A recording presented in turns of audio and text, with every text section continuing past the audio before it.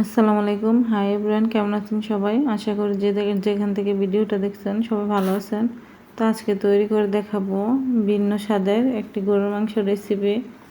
এটা আমরা নর্মালি যে গরুর মাংস রান্না করি তার চেয়ে একটু ফ্লেভারটা ভিন্ন।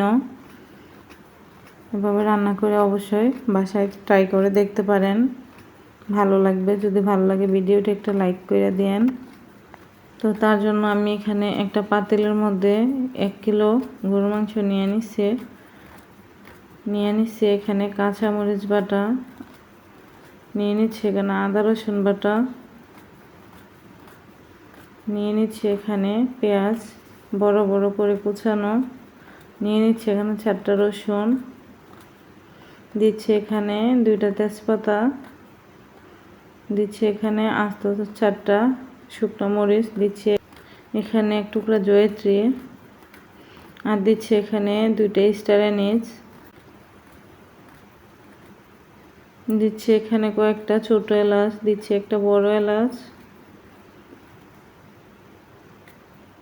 আর এখানে দিচ্ছি কয়েকটা আস্ত গোলমরিচ সাদাটা দিচ্ছি আমি। এখানে দিচ্ছি পরিমতো লবণ আর দিচ্ছি অল্প গরম মশলার গুঁড়া দিচ্ছি, এখানে ভেজে রাখা আলু। তো আমি সব কিছু একসাথে মিশিয়ে নিব। মিশানো হলে এখানে দিয়ে দিচ্ছি 1 লিটার দুধ। এই দুধের কারণে মাংসের ফ্লেভারটা চেঞ্জ হয়ে যায়। বাসায় যদি লিকুইড দুধ না থাকে এক্ষেত্রে পাউডার মিল্ক আপনারা পানির সাথে মিশিয়ে অ্যাড করে দিতে পারেন, সাথে একটু ঘি দিয়ে দিলেই হইব। দিচ্ছি এখানে গরম করে রাখা তেল,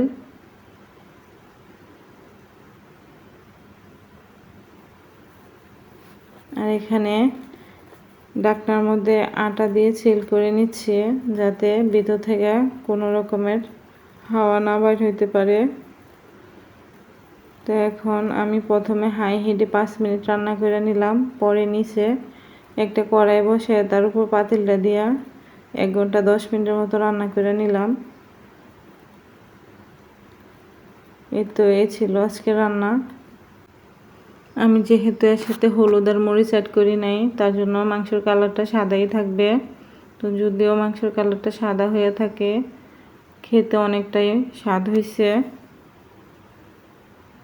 তো আপনারা এভাবে বাসা অবশ্যই ট্রাই করবেন। তো আমি মাংসটা নামিয়ে নিলাম। এই ছিল আজকে রান্না।